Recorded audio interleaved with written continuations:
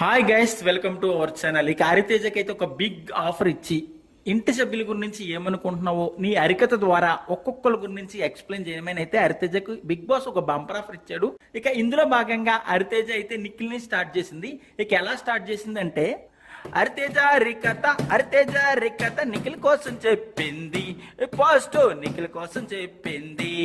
నిఖిల్ కోసం ఏం చెప్పింది అంటే, నిఖిల్ నువ్వు హౌస్లో నువ్వు ఉన్నావు, రజ హౌస్లో నువ్వు ఉన్నావు. ఇక నిఖిల్ కోసం ఎంత బాగా అద్భుతంగా చెప్పిందంటే, నిఖిల్ని కొట్టే దమ్మున్న మగోడు ఈ హౌస్లో ఎవడూ లేడని ఆమె పాట రూపంలో ఎలా చెప్పిందంటే, నిఖిల్ నిన్నే కొట్టే మగాడు ఈ హౌస్లోని లేడమ్మా. ఇంకా ఆమె మాటలో ఎలా చెప్పిందంటే, నిఖిల్ నిన్ను కొట్టే మగవాడు ఈ హౌస్లోనే లేడు, నువ్వు ఆడినట్టు టాస్క్లు ఎవడు ఈ హౌస్లో ఆడేవాడు కూడా లేడు, ఈ సీజన్కి నువ్వే విన్నరని అయితే నేను అనుకుంటున్నాను. ఆ క్వాలిటీస్ నీకున్నాయి, ప్రతి టాస్క్లో ప్రాణం పెట్టి ఆడతావు, అలాగే ఇచ్చిన మాట కోసం నువ్వు ఎక్కడ కూడా తప్పకుండా ఫ్రెండ్స్ కోసం అయితే ప్రాణం ఇస్తావని హరితేజ కథల ద్వారా నిఖిల్ని అయితే అద్భుతంగా పొగిడేసింది. ఈ సీజన్ నువ్వే విన్నరు అని అయితే చెప్పేసింది.